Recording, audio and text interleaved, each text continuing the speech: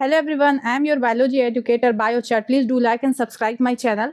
Previous video में हमने discuss किया था प्लास्टिड के बारे में. अब हम नेक्स्ट वीडियो में डिस्कस करने जा रहे हैं. इस वीडियो में हम जो पढ़ने जा रहे हैं वो है cytoskeleton. A elaborated network of filamentous proteinaceous, protein का स्ट्रक्चर होता है present in the cytoplasm referred to as the cytoskeleton. एक इलाबोरेटेड नेटवर्क का ऐसा नेटवर्क टाइप प्रोटीन का स्ट्रक्चर होता है जो कि साइटोप्लाज्म में प्रेजेंट होता है. इसे हम कहते हैं साइटोस्केलेटन. प्रेजेंट इन यूकैरियोट्स, जो साइटोस्केलेटन होता है वो सिर्फ और सिर्फ यूकैरियोट्स में प्रेजेंट होता है, प्रोकैरियोट्स में एब्सेंट होता है. इसलिए आप लोगों ने सुना होगा साइटोप्लाज्मिक स्ट्रीमिंग जो होती है वो प्रोकैरियोट्स में एब्सेंट होती है और यूकैरियोट्स में प्रेजेंट होती है, क्योंकि साइटोप्लाज्मिक स्ट्रीमिंग जो होती है वो साइटोस्केलेटन की हेल्प से होती है. साइटोस्केलेटन के 3 टाइप होते हैं. माइक्रोट्यूब्यूल्स होता है पहला, दूसरा इंटरमीडिएट फिलामेंट्स होता है, तीसरा माइक्रोफिलामेंट्स होता है. अब आपको इसके बारे में भी हम बहुत डिटेल में आपको बता सकते हैं कि माइक्रोट्यूब्यूल्स जो होता है सीलिया फ्लैजिला के फॉर्मेशन में हेल्प करता है. इंटरमीडिएट फिलामेंट जो होता है, इंटरमीडिएटेड फिलामेंट जो होता है वो डेस्मोसोम का फॉर्मेशन में हेल्प करता है. माइक्रोफिलामेंट जो होता है साइटोकाइनेसिस एनिमल सेल में हेल्प करता है. तो बहुत सारे हम आपको डिटेल में पढ़ा सकते हैं, लेकिन वो आपके लिए इंपॉर्टेंट है नहीं, क्योंकि एनसीईआरटी में सिर्फ और सिर्फ नाम मेंशन है कि हाँ एक माइक्रोट्यूब्यूल है, दूसरा इंटरमीडिएट फिलामेंट है और माइक्रोफिलामेंट है. ये तीनों टाइप के मिल करके साइटोस्केलेटन का फॉर्मेशन करते हैं. तो बस इतना ही हम पढ़ते हैं. तो माइक्रोट्यूब्यूल्स हम ट्यूबुलिन प्रोटीन, क्योंकि माइक्रोट्यूब्यूल्स जो होता है वो फ्लैजिला और सीलिया के फॉर्मेशन में हेल्प करता है, और फ्लैजिला और सीलिया में जो प्रोटीन होता है वो ट्यूबुलिन प्रोटीन होता है. तो माइक्रोट्यूब्यूल जो होता है वो ट्यूबुलिन प्रोटीन के हेल्प से बना होता है, और माइक्रोफिलामेंट जो होता है वो एक्टिन प्रोटीन इसमें इन्वॉल्व होता है. अब हम साइटोस्केलेटन जो एनसीईआरटी में फंक्शन मेंशन है वो तो हमें टू द पॉइंट एकदम लर्न रहना चाहिए. तो उसका फंक्शन क्या होता है जो साइटोस्केलेटन, इसके नाम से पता चलता है साइटोस्केलेटन. स्केलेटन मीन्स होता है ढांचा जो उसको शेप देता है, तो maintain the shape of the cell. जैसे हमारी बॉडी, हमारा जो स्केलेटन सिस्टम है, जो हमारा बोन्स है वो हमारी बॉडी को शेप देते हैं, तो उसी तरीके से सेल को शेप देने का काम उसका साइटोस्केलेटन करता है. तो maintain the shape of the cell, provide the mechanical support to the cell. जैसे हम सपोर्ट सिस्टम जो हमारा होता है वो हमारी बोन्स होती है जो हमें सपोर्ट्स करती हैं, हमारे लोकोमोशन में हेल्प करती हैं. तो इसी तरीके से साइटोस्केलेटन जो होता है वो उसको mechanical support to the cell provide करता है, और help in locomotion and motility, क्योंकि इसी साइटोस्केलेटन के हेल्प से हमारा साइटोप्लाज्म मूव करता है, और जब साइटोप्लाज्म मूव करेगा हमारा सेल भी मूव करता है. तो help in locomotion and motility. तो साइटोस्केलेटन एक proteinaceous network like elaborated structure present in the cytoplasm. इसके 3 टाइप्स होते हैं, माइक्रोट्यूब्यूल, इंटरमीडिएट एंड माइक्रोफिलामेंट्स होता है. इसके वर्क क्या होता है, ये सेल के शेप और मैकेनिकल डैमेज से और मोटिलिटी में हेल्प करता है. तो ये आपको इतने पॉइंट से ही जितने भी क्वेश्चन बनने हैं सब बन जाएंगे. आपको ये 3 फंक्शन दे करके पूछेगा ये किसका फंक्शन है, तो ये साइटोस्केलेटन का फंक्शन है. साइटोस्केलेटन की जो 3 टाइप्स होते हैं इन तीनों को बना करके कोई एक अलग से ऐड कर देगा, कहेगा which of the following is not be the type of the cytoskeleton. तो आप इन तीनों को देखे रहेंगे, फिर आपको लगेगा ये चौथा पॉइंट तो मेंशन नहीं था, तो उसको आप टिक कर देंगे. तो ये हुआ. अब हम नेक्स्ट टॉपिक पे चलते हैं, वो है सीलिया और फ्लैजिला. सीलिया सिंगल सीलियम, सिंगुलर में हम उसे सीलियम कहते हैं, प्लूरल में सीलिया कहते हैं. उसी तरीके से फ्लैजिला होता है, सिंगल उसे फ्लैजिलम कहते हैं और प्लूरल में फ्लैजिला कहते हैं. ये हेयर लाइक आउटग्रोथ होती है सेल मेम्ब्रेन की. जैसे ये हमारा सेल मेम्ब्रेन है, इससे जो ये आउटग्रोथ है ये हमारी मतलब फ्लैजिला होती है. और सीलिया and flagella covered by the plasma membrane या सेल मेम्ब्रेन. जैसे ये हमारा फ्लैजिला है, इसके ऊपर हमारी एक सेल मेम्ब्रेन है, तो उससे हम कहेंगे कि इसके ऊपर एक कवरिंग है सेल मेम्ब्रेन की. Cilia are the small short structure more in number work like a oars. ये हमारा सेल है, इसमें बहुत सारे ऐसे निकले हुए स्ट्रक्चर, सेल मेम्ब्रेन की ग्रोथ है, जिसे हम कहते हैं सीलिया. जैसे ये हुआ, इसके अंदर सीलिया हुआ, इसके किनारे सराउंडिंग फ्लूइड होता है. तो इसका वर्क क्या होता है, लाइक अ ओर्स. जब आप नाव देखते हैं, नाव में वो जो चाबुक क्या कहते हैं उसको, वो चाबुक की हेल्प से जैसे वो पीछे की तरफ वाटर का मूवमेंट करवाता है, तो जो हमारी नाव होती है वो आगे की तरफ जाती है. उसी तरीके से सीलिया भी वर्क करता है. ये सराउंडिंग फ्लूइड का मूवमेंट करवाता है और सेल का मूवमेंट ये करवाता है. Cause the movement of either the cell, या तो ये सेल को मूव करवाएगा, जो ये सीलिया होता है वो हेल्प करता है, या तो सेल मूव करे या तो जो उसकी सराउंडिंग फ्लूइड होते हैं वो मूव करे. प्रोकैरियोट्स में जो फ्लैजिला होता है उसमें फ्लैजिलिन प्रोटीन इन्वॉल्व होती है, और basal body hooks and filament होता है. अब जो प्रोकैरियोट्स का फ्लैजिला होता है उसमें फ्लैजिलिन प्रोटीन इन्वॉल्व होती है और basal body hook and filaments होता है. लेकिन इसकी जो अरेंजमेंट होती है वो 9+0 बेसल बॉडी की भी नहीं होती है, ना ही फिलामेंट की 9+2. अब आपको ये मतलब होगा कि ये 9+2 9+0 होता क्या है. ये 9+2 और 9+0 अरेंजमेंट अरेंजमेंट जो होती है वो यूकैरियोट्स के फ्लैजिला में देखी जाती है। और यूकैरियोट्स का जो फ्लैजिला होता है वो ट्यूबुलिन प्रोटीन का बना होता है। और यूकैरियोट्स के फ्लैजिला में सिर्फ दो पार्ट्स होते हैं, बेसल बॉडी और एक्सोनीम, जो कि फ्लैजिला का फिलामेंट होता है उसे एक्सोनीम कहते हैं, या कि उस फिलामेंट की कोर होती है। जैसे प्लाज्मा मेम्ब्रेन के अंदर जो फिलामेंट की मेम्ब्रेन होती है उसे हम एक्सोनीम कहते हैं। फिर उसके अंदर आपको माइक्रोट्यूब्यूल्स की अरेंजमेंट दिखती है जो कि डुबलेट के फॉर्म में होती है। फिर सिंगलेट एज अ सेंटर पे होते हैं, जो कि अभी हम फर्दर डिस्कस करते हैं। तो इस फिलिया फ्लैजिला के टॉपिक से आपको ये पता चलता है कि जो फ्लैजिला और प्रोकैरियोट्स और यूकैरियोट्स के फ्लैजिला में बहुत डिफरेंस होता है। उसकी प्रोटीन जो होती है प्रोकैरियोट्स की फ्लैजिलिन की होती है, यूकैरियोट्स की ट्यूबुलिन की होती है। इसका अरेंजमेंट कुछ और होता है, उसका अरेंजमेंट प्रोकैरियोट्स का अरेंजमेंट कुछ और होता है, यूकैरियोट्स का अरेंजमेंट कुछ और होता है। यूकैरियोट्स के अरेंजमेंट के बारे में अब हम आगे डिटेल स्टडी करते हैं।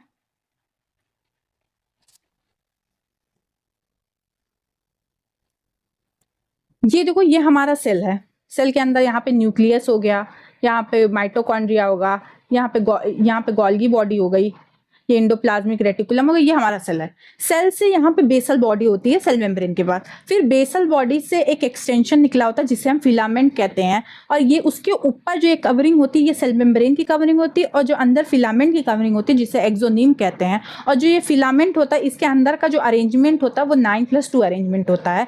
इस 9+2 अरेंजमेंट को अभी हम डिटेल स्टडी करते हैं। इसमें जो बेसल बॉडी होती है उसमें 9+0 अरेंजमेंट होता है। ये 9+0 अरेंजमेंट जो होता है वो सेंट्रियोल, जो हमारी बेसल बॉडी होती है वो सेंट्रियोल की हेल्प से फॉर्म होती है। और सेंट्रियोल के जब हम आगे अभी इस टॉपिक के बाद आगे जब हम सेंट्रियोल पढ़ेंगे तो सेंट्रियोल का जब हम स्ट्रक्चर देखेंगे तो उसमें 9+0 अरेंजमेंट होगा। तो सबसे पहले हम 9+2 अरेंजमेंट पढ़ते हैं, फिर सेंट्रियोल के टॉपिक में 9+0 अरेंजमेंट पढ़ेंगे, फिर वो 9+0 अरेंजमेंट ही यहाँ पे हम समझ जाएंगे कि यही बेसल बॉडी की भी अरेंजमेंट है।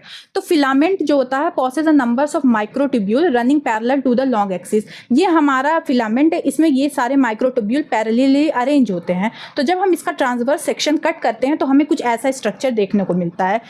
जब इस स्ट्रक्चर को हम पढ़ते हैं तो हमें आउटर जो कवरिंग मिलती है प्लाज्मा मेम्ब्रेन की मिलती है, और जो उसके इनर कवरिंग होती है ये एक्सोनीम की कवरिंग होती है। इसे हम एक्सोनीम कहेंगे, कोर जिसे कहते हैं। ये हो गई। इसमें हमें पेरीफेरी डुबलेट दिखते हैं। पेरीफेरी डुबलेट हो गए, पेरीफेरल माइक्रोट्यूब्यूल जो कि डुबलेट होते हैं, और 9 होते हैं। 1 2 3 4 5 6 7 8 9, मतलब 9 डुबलेट हो गए। और पेरीफेरी में हो गए, मतलब पेरीफेरी में दूर की साइड में, सेंटर हो गया उसका, पेरीफेरी में 2 डुबलेट हो गए। और ये डुबलेट जो होते हैं वो एक दूसरे से इंटरकनेक्टेड होते हैं वो ब्रिज की हेल्प से, इंटर डुबलेट ब्रिज। ये जो ब्लैक कलर की आपको दिख रही है बीच बीच में, तो ये जो ब्लैक कलर का है, तो ये ग्रीन वाला नहीं, ये ब्लैक वाला, तो इसे हम कहते हैं इंटर ड्यूबलेट ब्रिज कहते हैं। और जो जब सेंट्रल पोर्शन को पेरीफेरी पोर्शन से जो कनेक्ट वाली प्रोटीनियस होती है, प्रोटीनियस स्ट्रक्चर होती है, उसे रेडियल स्पोक कहते हैं। Connect the central sheath with one of the microtubule of the periphery ड्यूबलेट।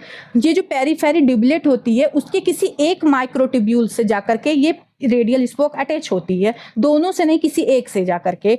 और जो ये सेंटर में होता है इसे हम सेंट्रल सिंगलेट कहते हैं। सिंगलेट क्योंकि ये एक एक माइक्रोट्यूब्यूल होते हैं, यहाँ पे डबल में थे लेकिन यहाँ पे सिंगल में है। और ये सिंगल जो होते हैं वो एक दूसरे से इंटरकनेक्टेड होते हैं, इंटरकनेक्टेड बाय ब्रिज।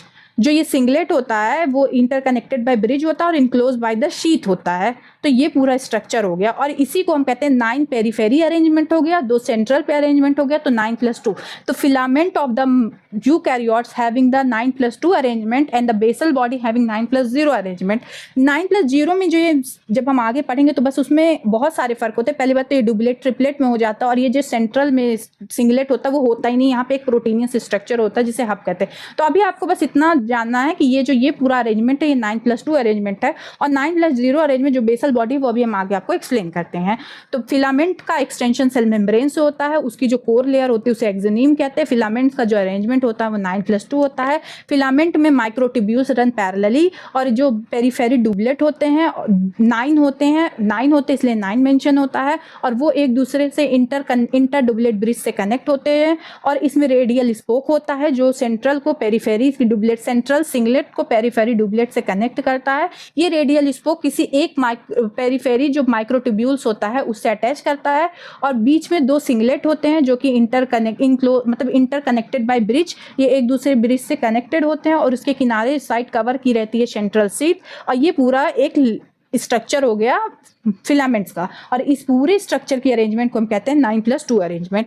तो ये अब आपको सारे एनसीईआरटी के पॉइंट बहुत अच्छे से समझ में आ जाते हैं। अब हम जो नेक्स्ट टॉपिक कवर करने जा रहे हैं वो है सेंट्रोसोम, जिसमें सेंट्रियोल होता है।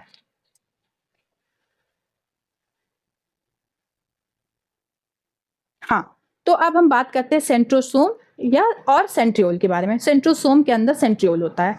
Absent in the most of the higher plant, ये कंप्लीटली प्लांट में ऐसा नहीं होता कि हर एक प्लांट में कंप्लीटली एब्सेंट हो, सेंट्रोसोम नहीं होता मोस्ट ऑफ द प्लांट में।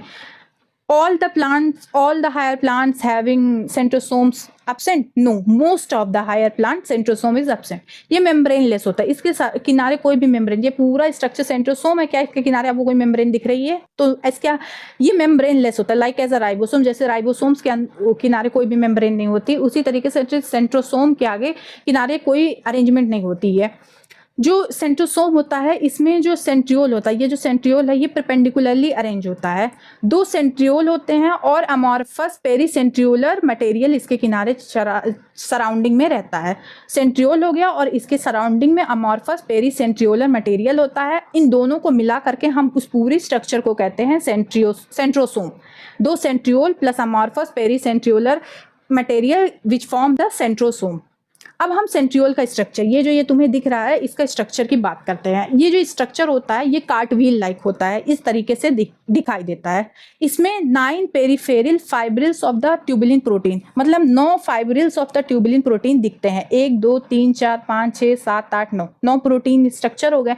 Each of the peripheral fibril is triplet, 1 2 3 9 periphery है और वो ट्रिपलेट में है। जैसे जब हम फिलामेंट में पढ़े थे तो वो डुबलेट था, लेकिन इसमें ट्रिपलेट है और 9 है, तो 9 पेरीफेरी ट्रिपलेट हो गए।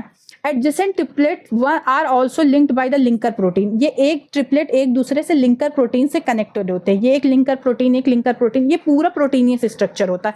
माइक्रोट्यूब्यूल भी प्रोटीन होते हैं।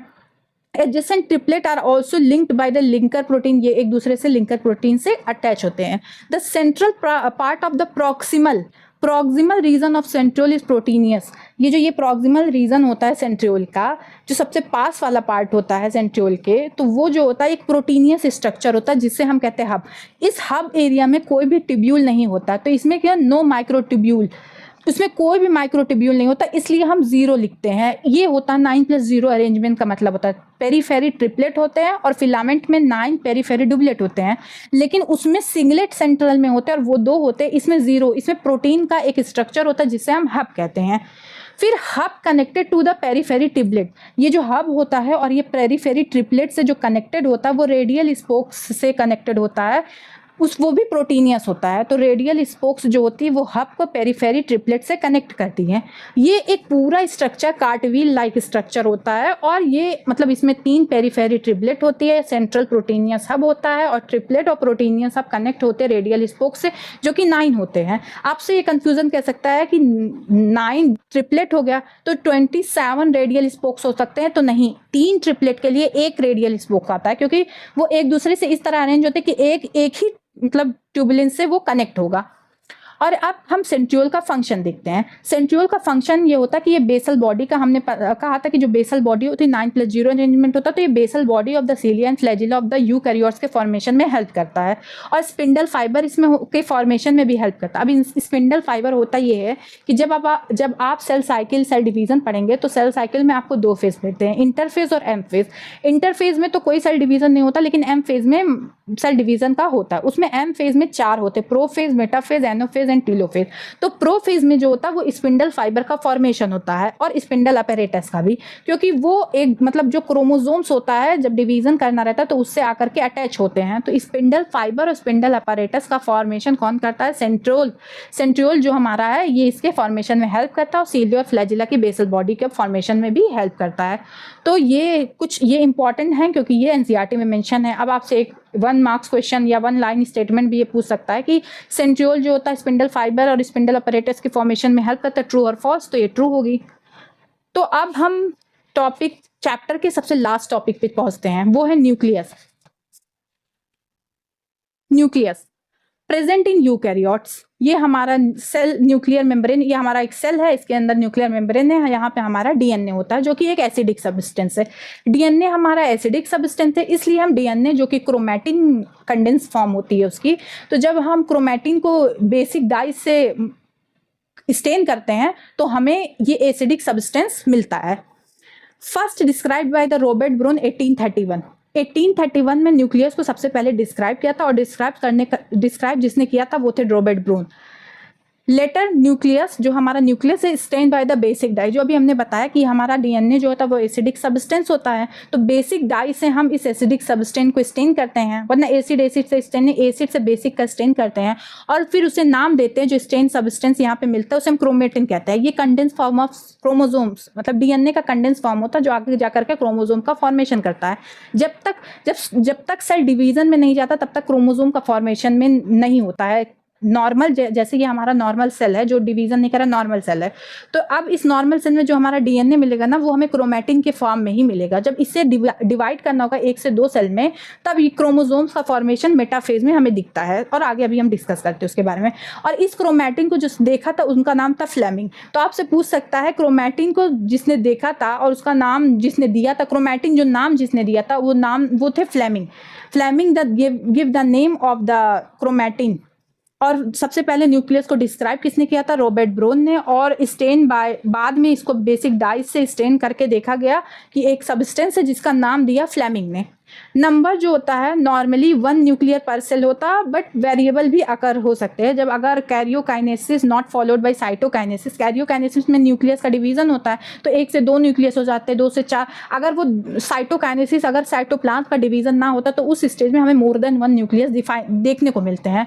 तो इसलिए कह सकते हैं 1 नंबर पर सेल होता है, but variable also can be occur. जैसे ये हमारा सेल है, इसका न्यूक्लियस का हम मानते सेल डिवीजन में गया तो इसके न्यूक्लियस डिवाइड हो गया, कैरियोकाइनेसिस हो गया, लेकिन सेल नहीं डिवाइड हुआ, तो साइटोकाइनेसिस नहीं हुआ, तो 1 से 2 सेल हो गए, 2 न्यूक्लियस हो गए। अब ये फर्दर ये डिवाइड किए 2 से 4 हो गए। तो जब आप ना embryo sac plant reproduction in flowering plant पढ़ेंगे तो उसमें आपको more than 1 nucleus megaspore mother cell में देखने को मिलेगा। तो आपको ये टॉपिक समझ में आएगा कि हाँ क्यों वहाँ पे मोर देन 1 न्यूक्लियस मेंशन था। 2 न्यूक्लियस इन पैरामीशियम, पैरामीशियम में 2 न्यूक्लियस होते हैं। मल्टी न्यूक्लिएटेड, जैसे मल्टी न्यूक्लिएटेड स्टेज जो देखी जाती है, और उसे जब हम अपना लोकोमोशन एंड मूवमेंट पढ़ेंगे तो उसमें देखेंगे कि हमारे जो स्केलेटन मसल्स होती है उसमें मोर देन 1 न्यूक्लियस होते हैं, उसे सिंकाइटी स्टेज कहते हैं। और कॉनोसाइटिक स्टेज जो होती है वो हमें फंगी में दिखती है। फेकोमाइसिटीज जो होती है उसमें मोर देन 1 न्यूक्लियस देखते हैं, तो उसलिए वो मेंशन है कि मल्टी न्यूक्लिएटेड जो होती है वो लिक्विड इंडोस्पर्म इन कोकोनट, जैसे ये कोकोनट वाटर जो हम देखते नहीं है वो न्यूक्लियस होता है, इंडोस्पर्म होता है, मोर देन 1 न्यूक्लियस हुए। और हम skeleton muscles of the fibre होते हैं जिसे हम सिंकाइटियम कंडीशन कहते हैं। और लोअर फंगी जिसे फाइकोमाइसिटीज, उसमें कॉनोसाइटिक स्टेज उसमें कहा जाता है। तो अब हम बात करते हैं, तो ये हो गया कि मोर देन 1 भी न्यूक्लियस एग्जिस्ट कर सकते हैं एक सेल में, और डिफरेंट नेम उसको दे दिया जाता है ऑन द बेसिस ऑफ कौन से ऑर्गेनिज्म में है। प्लांट के कोकोनट में हो तो उसमें मल्टी न्यूक्लिएटेड कंडीशन कह दी जाती है, और अगर वो स्केलेटल मसल में सिंकाइटियम उसे कह दी जाती है, और अगर फंगी फाइकोमाइसिटिक लोअर फंगी तो कॉनोसाइटिक।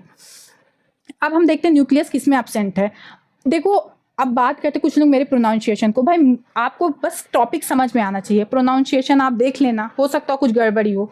Nucleus absent in mature RBC, ये हमने बहुत बार पढ़ चुका, अब इसके बारे में बिल्कुल भी डिस्कस नहीं। सीव ट्यूब एलिमेंट, जब आप ना कॉम्प्लेक्स परमानेंट टिश्यू में देखेंगे तो उसमें आपको मिलेगा जाइलम और फ्लोएम। तो जब आप फ्लोएम पे पढ़ेंगे तो फ्लोएम में phloem fibre, phloem parenchyma, sieve tube, companion cell, ये 4 मिलते हैं। तो सीव ट्यूब एलिमेंट जो होता है उसमें आपको न्यूक्लियस नहीं होगा। इसको जो सीव ट्यूब एलिमेंट के जो सेल होते हैं उसको गाइड कंपेनियन सेल करता है, उस पर कमांड कंपेनियन सेल करता है, तो इसके पास भी न्यूक्लियस एब्सेंट होते हैं। तो ये हमारे पूरी बायोलॉजी में कहीं ना कहीं ये मेंशन है, तो इसलिए ये पॉइंट मैंने यहाँ पे मेंशन कर दिया।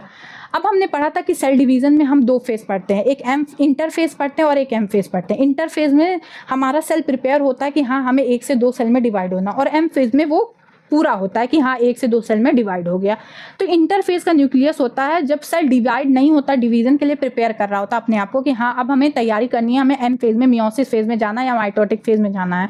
तो extended and elaborated nucleoprotein fibre call chromatin, ये डीएनए का न्यूक्लियस होता है। इसमें हमें एक elaborated structure, extended elaborated structure मिलता है जिसे हम क्रोमैटिन कहते हैं। ये न्यूक्लियर एनवेलप और न्यूक्लियर मेम्ब्रेन भी रहती है। इंटरफेज में न्यूक्लियर मेम्ब्रेन या न्यूक्लियर एनवेलप के अंदर ये हमें क्रोमैटिन देखने को मिलता है। ये इसके न्यूक्लियस, जैसे ये हमारा न्यूक्लियस है, इसके अंदर न्यूक्लियोप्लाज्म या न्यूक्लियर मैट्रिक्स भी होता है। और आपको न्यूक्लियोलस एक नॉन मेम्ब्रेन बाउंड स्ट्रक्चर होता है जो कि 1 और मोर देन 1 हो सकता है। ये हमारी प्रोटीन की सेल की प्रोटीन की नीड के बेसिक पे हमें ये नंबर वेरी करते हैं। किसी को कम प्रोटीन की जरूरत होती है तो 1 दिखेगा, किसी को बहुत ज्यादा प्रोटीन की जरूरत होती है तो मोर देन 1 न्यूक्लियाई आपको देखने को मिलेगा। तो अब हम न्यूक्लियस के स्ट्रक्चर को बहुत डिटेल स्टडी करते हैं।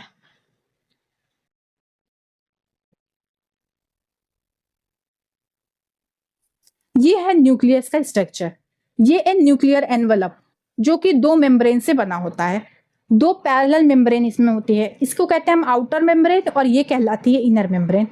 आउटर मेम्ब्रेन जो होती है इसी से इंडोप्लाज्मिक रेटिकुलम कंटिन्यू होता है। जैसे इंडोप्लाज्मिक रेटिकुलम, ये आउटर मेम्ब्रेन से इंडोप्लाज्मिक रेटिकुलम हो गया और इसी में राइबोसोम आ गया तो वो रफ इंडोप्लाज्मिक रेटिकुलम बन जाता है। तो ये हो गई आउटर मेम्ब्रेन और इसके अंदर जो है इनर न्यूक्लियर मेम्ब्रेन होती है। तो ये फॉर्म करती है न्यूक्लियर एनवेलप का। तो न्यूक्लियर एनवेलप में 2 मेम्ब्रेन इन्वॉल्व होती है। जैसे प्लास्टिड और माइटोकॉन्ड्रिया में आउटर और इनर मेम्ब्रेन होती है, उसी तरीके से न्यूक्लियर में भी आउटर और इनर मेम्ब्रेन होती है। तो डबल मेम्ब्रेन बाउंड ऑर्गेनेली कौन कौन से हैं? एक तो हमारा माइटोकॉन्ड्रिया है, दूसरा हमारा क्लोरोप्लास्ट है जो कि एक प्लास्टिड है। तो प्लास्टिड भी डबल मेम्ब्रेन बाउंडेड स्ट्रक्चर होता है, उसका एक टाइप है क्लोरोप्लास्ट। इन दोनों मेम्ब्रेन के बीच में स्पेस होता है जिसे हम पेरीन्यूक्लियर स्पेस कहते हैं और इसका जो डाटा होता है 10 to 50 नैनोमीटर होता है। फिर से आप लोग देख लीजिए, अब यहाँ पे माइक्रो भी कर सकता है क्योंकि हमें गोल्गी बॉडी में माइक्रोमीटर में था, लेकिन यहाँ पे नैनोमीटर में है। 10 to 50 नैनोमीटर पेरीन्यूक्लियर स्पेस होता है। ये जो 2 न्यूक्लियर मेम्ब्रेन के बीच का स्पेस होता है उसे पेरीन्यूक्लियर स्पेस कहते हैं। और कुछ जगह ये जो न्यूक्लियर मेम्ब्रेन जब फ्यूज होती हैं तो वो फ्यूज नहीं हो पाती, तो वो न्यूक्लियर पोर का फॉर्मेशन करती हैं, जिससे ये फ्यूज बाय इट्स 2 मेम्ब्रेन ये फॉर्म होता है। जो न्यूक्लियर पोर जो फॉर्म होता है वो फ्यूजन ऑफ 2 इट्स मेम्ब्रेन, जब ये फ्यूज होती हैं तो कुछ स्पेस खुले रह जाते हैं, फ्यूजन ठीक से नहीं हो पाता है, तो वो ये इन फ्यूजन के कारण ही बनता है। ये 2 मेम्ब्रेन आउटर और इनर मेम्ब्रेन के फ्यूजन की वजह से ही हमारा न्यूक्लियर पोर का फॉर्मेशन होता है। और इससे आरएनए और प्रोटीन आउटसाइड टू इनसाइड और इनसाइड टू आउटसाइड ट्रांसफर हो सकते हैं, passes through which movement of the RNA and protein occur in both direction, दोनों डायरेक्शन में, अंदर से बाहर, बाहर से अंदर। और ये क्यों फॉर्म होता है? Fusion of the 2 parallel membrane formed by the fusion of its 2 membrane passes through which movement of RNA and protein occur। ऐसा पैसेज जिससे मूवमेंट और आरएनए और प्रोटीन का मूवमेंट होता है और बोथ डायरेक्शन में। आपके इससे क्या देता है, कह सकता है कि न्यूक्लियस है, न्यूक्लियस के अंदर हमारा आरएनए और प्रोटीन जो होती है वो अंदर से तो बाहर आएंगी, बाहर से अंदर क्यों जाएंगे? तो लेकिन ये दोनों डायरेक्शन में हो सकता है क्योंकि हमारे न्यूक्लियस में भी कुछ एंजाइम पहुंचने चाहिए जो उसको नीडेड होंगे, तो वो साइटोप्लाज्म में फॉर्म होगा, तो वो एंजाइम वहां तक पहुंच जाएगा, प्रोटीन जाएगा, तो वो फिर न्यूक्लियस के जो आरएनए, वैसे न्यूक्लियोलस जो होता है आरआरएनए का जो फॉर्मेशन करता है, जो राइबोसोमल आरएनए होते हैं जो राइबोसोम्स का फॉर्मेशन करते हैं, तो उसको फॉर्म करने के लिए भी कुछ एंजाइम की जरूरत पड़ती होगी, तो वो साइटोप्लाज्म से न्यूक्लियस के अंदर जाते होंगे, वो एंजाइम प्रोटीन होंगे। तो both direction between the nuclear matrix and the cytoplasm and the cytoplasm to nuclear matrix. अब हम न्यूक्लियर एनवलप की जो ये न्यूक्लियर एनवलप होता है वो क्यों बनाया जाता है? ताकि वो बैरियर क्रिएट कर सके न्यूक्लियस के मटेरियल में और साइटोप्लाज्म के मटेरियल में, क्योंकि न्यूक्लियस का जो मटेरियल है तो बहुत इंपॉर्टेंट होता है, हमारा सेल का मेन हेड होता है। तो हेड को एक प्रॉपर, जैसे आपको स्कूल होता है, कॉलेज होता है, तो प्रिंसिपल का एक रूम अलग होता है, उसी तरीके से न्यूक्लियस के लिए भी एक रूम बनाने के लिए, ताकि वो बाकी सारे ऑर्गेनेली से एकदम अलग हो, मेन हेड है, तो इसलिए न्यूक्लियर एनवलप बनाया जाता है। Form barrier for the material present inside the nucleus and in the cytoplasm. Cytoplasm के बाहर और इन न्यूक्लियस के अंदर के जो मटेरियल होते हैं इन दोनों के बीच का बैरियर क्रिएट करने के लिए। अब न्यूक्लियस के अंदर न्यूक्लियोप्लाज्म होता है और न्यूक्लियोलस होता है। अब इस न्यूक्लियोलस के बारे में हम पढ़ेंगे। ये न्यूक्लियर मैट्रिक्स है। न्यूक्लियोलस जो होता है एक स्फेरिकल स्ट्रक्चर होता है। Content of nucleus is continue with the rest of the nucleoplasm. जैसे कि कोई चीज के पास कोई मेम्ब्रेन नहीं है तो ये मेम्ब्रेन तो है नहीं, क्योंकि ये नॉन मेम्ब्रेन बाउंड ऑर्गेनेली है, तो इसका जो जैसे इसका जो कंटेंट होता है ऐसा लगता है कि साइटोप्लाज्म के ही कंटेंट में एकदम मिला जुला है, कोई डिफरेंशिएट नहीं आप कर सकते हैं। तो वही कहा कि rest of the nucleus content of the nucleus is continuous with the rest of the nucleoplasm and it is a non membrane bound. ये मेम्ब्रेन इसके पास होती नहीं है, तो ऐसा लगता है कि न्यूक्लियस प्लाज्मा और न्यूक्लियोलस एक जैसे हैं, एक उसमें कोई डिफरेंस करते हो ही नहीं सकता है। तो बट जब आप उसको माइक्रोस्कोप से, इलेक्ट्रॉन माइक्रोस्कोप से देखेंगे तो लगेगा एक वो अलग ऑर्गेन मतलब बॉडी है और ये जो न्यूक्लियोप्लाज्म है ये अलग है। तो फिर जब हम उसको देखते हैं वरना ऐसा लगता है कि दोनों एक ही चीज है, सेम है। एक्टिव राइबोसोमल आरएनए सिंथेसिस, इसमें जो होती है आरएनए की सिंथेसिस ये करता है। कैसे?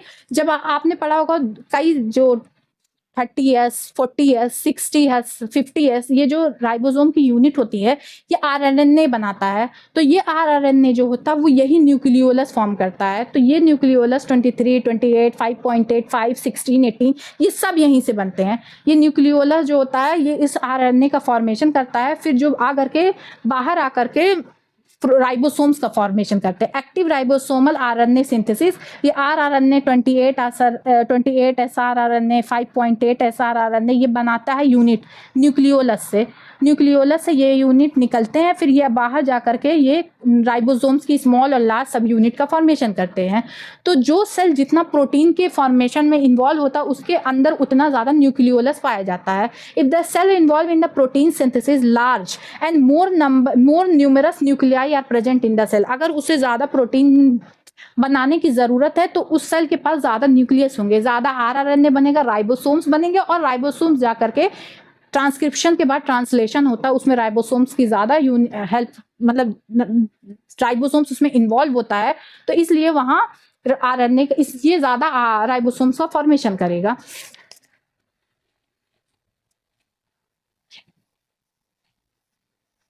तो अभी हमने कई बार ये पढ़ चुका कि सेल साइकिल में 2 फेज होते हैं, इंटरफेज होते हैं और एम फेज होते हैं। इंटरफेज हो गया और एम फेज हो गया। एम फेज में मेटाफेज में क्रोमोसोम विजिबल होता है, जो कि हम जब स्टार्टिंग में ही आपको बता दिए थे। क्रोमैटिन जो होता है वो इंटरफेज में हमें दिखता है। उसके पास आपसे पूछ सकता है कि क्रोमैटिन में क्या क्या हो सकता है। डीएनए हो सकता है, आरएनए हो सकता है, हिस्टोन प्रोटीन हो सकता है, नॉन हिस्टोन प्रोटीन हो सकता है। तो ये बहुत ज्यादा इंपॉर्टेंट पॉइंट है, इसलिए क्योंकि आपको लगता है क्रोमैटिन तो डीएनए का होगा, लेकिन उसमें कुछ आरएनए भी हो सकते हैं, कुछ हिस्टोन प्रोटीन भी हो सकती हैं, क्योंकि वो कंडेंस मतलब उसको जैसे डीएनए जो होता है हिस्टोन प्रोटीन के आर ऑन मिल करके न्यूक्लियोसोम बनाता है। फिर न्यूक्लियोसोम जो होता है क्रोमैटिन से क्रोमैटिन फाइबर से क्रोमैटिड से क्रोमोसोम बनते हैं। तो इसलिए ये कंडेंस करने के लिए प्रोटीन और कुछ नॉन हिस्टोन प्रोटीन का भी इन्वॉल्व होता है, ताकि फर्दर कंडेंसेशन हाई लेवल पे हो सके। तो ह्यूमन का जो डीएनए होता है वो 2.2 मीटर लॉन्ग होता है, 2.2 मीटर लॉन्ग है, और न्यूक्लियस जो होता है वो 1 माइक्रोमीटर का होता है। वो मीटर में है और ये 2 माइक्रोमीटर में, मतलब बहुत ज़्यादा न्यूक्लियस बहुत छोटा और हमारा डीएनए बहुत बड़ा है। तो इसलिए कंडेंसेशन की ज़रूरत होती है उसके। और इस ह्यूमन डीएनए से हमें 46 क्रोमोसोम 23 पेयर्स में हमें दिखते हैं। पहले तो हमें जब हम क्लास 12th का पहला चैप्टर पढ़ते तो हमें बहुत सारे क्रोमोसोम्स के बारे में पढ़ना पड़ता था, जैसे अनियन में 16 हो गए और राइस में 24 होते थे, तो इस तरीके से। लेकिन अब वो हट चुका है। Chromosome visible in dividing cell, ये तो हमें पता है। अब हम देखते हैं, जैसे ये हमारा क्रोमोसोम है, ये हमारा क्रोमोसोम्स होता है, उसमें ये जो सेंट्रल पार्ट होता है इसे हम सेंट्रोमियर कहते हैं।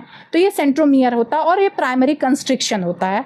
इसके साइड में जो एक प्रोटीन का डिस्क लाइक बॉडी होती है, डिस्क शेप होती है, उसे हम काइनेटोकोर कहते हैं। ये भी प्रोटीनियस ही होती है। On the side of the centromere एक क्रोमोसोम के बाद 2 क्रोमैटिड्स होती है, मींस 46 क्रोमोसोम्स के पास मल्टीप्लाई बाय 2 92 क्रोमैटिड्स होगी। तो और एक क्रोमोसोम के बाद 2 सिस्टर क्रोमैटिड होते हैं। रीजन ये होता है कि जब हमारा डीएनए होता है एस फेज में डबल हो जाता है, और जब हमारा क्रोमोसोम्स ये बनता है मेटाफेज में अलाइन होता है, तो ये एक क्रोमैटिड होता है। लेकिन जब हमारा डीएनए एस फेज में डबल हुआ रहता है तो इसलिए यहाँ पे 2 क्रोमैटिड और सिस्टर क्रोमैटिड इसलिए कहा जाता है क्योंकि दोनों का डीएनए सेम होता है, क्योंकि इसी की कॉपी ये रहता है या कह सकते हैं इसकी कॉपी ये रहता है। तो 2 सिस्टर क्रोमैटिड होते हैं और based on the position of centromere. अब ये हमने पूरा पढ़ लिया कि हाँ क्रोमोसोम्स हमें मेटाफेज में दिखता है जब सेल डिवाइड होता है, इसलिए उसमें 2 सिस्टर क्रोमैटिड दिखते हैं क्योंकि एस फेज में डीएनए डुप्लीकेट हुआ रहता है। तो अब हम जो सेंट्रोमियर होता है उसके बेसिस पे क्रोमोसोम्स को चार कैटेगरी में डिवाइड करते हैं, मेटासेंट्रिक, सब मेटासेंट्रिक, एक्रोसेंट्रिक और टीलोसेंट्रिक। तो मेटासेंट्रिक जो होता है वो एकदम मिडिल में रहता है, सेंट्रोमियर मिडिल में रहता है और दो इक्वल आर्म में क्रोमेटिड्स को डिवाइड किया रहता है। तो ये हो गया मेटासेंट्रिक। सब मेटासेंट्रिक में जो होता है सेंट्रोमियर थोड़ा सा अवे होता है, slightly away from the middle, ये मिडल से थोड़ा सा अवे होता है और जिसमें एक आर्म छोटी होती है दूसरी आर्म बड़ी हो जाती है, तो उसे हम कहते हैं सब मेटासेंट्रिक। मेटासेंट्रिक मिडिल में, एम मेटासेंट्रिक। सब मेटासेंट्रिक थोड़ा सा ऊपर, slightly away, one large arm and one small arm. फिर उसके बाद एक्रोसेंट्रिक, इसमें ना होता ये है कि सेंट्रोमियर जो होता है वो एकदम एंड के क्लोज चला जाता है, जिसमें से वन एंड जो होता है एक्सट्रीमली शॉर्ट हो जाती है और वन आर्म जो होती है वो बहुत लार्ज हो जाती है, क्योंकि ये जो सेंट्रोमियर होता है वो एकदम एंड के सिचुएटेड हो जाता है। Centromere situated close to its end form one extremely short, ये देखो एकदम शॉर्ट्स, और एक वन लार्ज आर्म का फॉर्मेशन होता है, उसे हम कहते हैं acrocentric. Acrocentric one extremely short arm, one extremely long arm. और टीलोसेंट्रिक में होता है एकदम टर्मिनल पे चला जाता है सेंट्रोमियर, कि उसमें आर्म छोटी बड़ी होती नहीं, बस एक ही आर्म नजर आती है, एकदम टर्मिनल पे चला जाता है। कभी कभी ऐसा देखा गया कि कुछ क्रोमोसोम जो कि नॉन स्टेनिंग होते हैं, सेकेंडरी कंस्ट्रक्शन दिखाते हैं कुछ लोकेशन पे, उसे हम स्मॉल फ्रेगमेंट में होते हैं, appear as a small fragment, उसे हम सैटेलाइट कहते हैं। जब आप ना ह्यूमन जीनोम प्रोजेक्ट पढ़ेंगे तो उसमें रेपिटेटिव डीएनए एक आता है, एक बल्क डीएनए आता है, एक रेपिटेटिव डीएनए आता है। वो रेपिटेटिव डीएनए जो होता है वो नॉन कोडिंग होता है, उसमें कोई कोड, मतलब ये जो सैटेलाइट डीएनए होता है ना, ये कोई भी प्रोटीन का सिंथेसिस नहीं करता है, ये एक यूनिक फीचर को, मतलब जैसे हम और हमारे पेरेंट्स या कोई, मतलब जो ऑर्गेनिज्म, दो ह्यूमन बींग्स हैं, उसमें 99.9% हम दोनों का डीएनए सेम होता है, क्योंकि हमें भी इंसुलिन की जो जीन हमारे अंदर होगी वही हमारे दूसरे ह्यूमन बींग्स या हमारे पेरेंट्स, उसमें जो जीन होगी सेम जीन होगी। क्योंकि इंसुलिन, अगर कोई इंसुलिन को कोड करने वाली जीन है तो ऐसा नहीं है कि वो हमारे में कुछ और होगी, उनके में दोनों में सेम जीन होगी। या हमें अगर HCl के एंजाइम की ज़रूरत होती है तो जो जीन HCl का एंजाइम हमारे अंदर फॉर्म करती है वो भी हमारे पेरेंट्स के अंदर भी वही जीन होगी। तो इसलिए 99.9% जो डीएनए होता है वो हमारा सेम होता है, 0.1% डिफरेंट होता है, और जो वो 0.1% डिफरेंट करता है वो डीएनए कहलाता है रिपीटेटिव डीएनए। उसमें एक पार्ट होता है सैटेलाइट डीएनए, उस सैटेलाइट डीएनए को कहा जाता है कि ये फ्यू क्रोमोसोम्स में मिलता है, नॉन स्टेनिंग होता है, नॉन कोडिंग होता है, और एक स्मॉल फ्रेगमेंट की तरह ये होता है, उसे हम कहते हैं, और एक कांस्टेंट लोकेशन पे, मतलब क्रोमोसोम्स के एक कांस्टेंट लोकेशन पे मिलता है। जैसे ये है, तो यहाँ पे एक कांस्टेंट लोकेशन पे हमें सैटेलाइट डीएनए मिल गया, तो ये सैटेलाइट डीएनए का हो गया। और लास्ट में अब तो पूरा चैप्टर खत्म हो गया, आप सैटेलाइट डीएनए का बहुत ज़्यादा डिटेल में स्टडी करेंगे मॉलिक्यूलर बेसिस ऑफ इनहेरिटेंस में, HGP ह्यूमन जीनोम प्रोजेक्ट में, तब आपको समझ में आएगा कि ये क्यों कहा गया है कि नॉन स्टेनिंग। आपको अभी भी इस पॉइंट को लर्न करना है। Non staining secondary construction at a constant location appear as a small fragment, एक छोटा सा फ्रेगमेंट रहेगा और एक कांस्टेंट लोकेशन पे रहता है, और ये नॉन स्टेनिंग होता है और एक सेकेंडरी कंस्ट्रक्शन होता है। अब हम लास्ट टॉपिक, जो छोटी सी लाइन मेंशन है, बस आपको वो लर्न करना। वैसे इसके बारे में तो आपको, अगर आप कोई किसी मॉड्यूल को पढ़ते हैं, कभी भी कुछ भी पढ़ते हैं, तो आपको दिखेगा कि आप इसमें बहुत ज़्यादा डिस्क्राइब किया गया है। जैसे पेरोक्सिसोम एक माइक्रोबॉडीज है, तो उसकी ज़रूरत है नहीं। आपको बस इतना देखना है कि माइक्रोबॉडी जो होती है एक माइन्यूट वेसिकल होती है, छोटे छोटे वेसिकल की तरह होती है, और ये प्लांट और एनिमल दोनों में प्रेजेंट होती है, और इसमें वेरियस एंजाइम होते हैं। वो एंजाइम H2O2 पेरोक्सीडेज एंजाइम जो होते हैं, और पेरोक्सिसोम्स जो एक तरह से माइक्रोबॉडी है। तो ये कह सकते हैं कि माइक्रोबॉडी किस में मिलती है, प्लांट और एनिमल दोनों में मिलती है, और इसमें एंजाइम होता है। इससे ज़्यादा आपको डिटेल नहीं पढ़ने की ज़रूरत है, क्योंकि आना क्वेश्चन यहीं से है। एक तो ऑलरेडी आपका सिलेबस इतना ब्रॉड है, आप कितनी एक्स्ट्रा चीज़ें लेंगे, आपको जो दिया हुआ अगर वही चीज़ आप उतना ही प्रिपेयर करेंगे तो बहुत ज़्यादा हो जाती है। तो अब हमारा सेल चैप्टर फिनिश होता है, आपको पूरा एक साथ बैठ के मेरे चैप्टर को रिवाइज करना है, फिर NCERT को पढ़ना है, और फिर 100 क्वेश्चन आपको सॉल्व कर लेने हैं। आपका एक एक क्वेश्चन, एक एक पॉइंट आपका हो जाएगा NCERT का, क्योंकि मेरे वीडियो में आपको एक भी पॉइंट आउट ऑफ NCERT नहीं मिलेगा। अगर मिलेगा भी तो वो मेंशन है कि ये एक्स्ट्रा है, जो बहुत इंपॉर्टेंट है, या तो उससे PYQ बने या तो उसका कनेक्शन किसी और चैप्टर में है, तो ही उसको यहाँ पर डिस्कस किया गया है। तो आज आपका सेल चैप्टर फिनिश हो गया, और आप लोग पढ़ते रहिए और उसको एक साथ रिवाइज कर लीजिए। Thank you.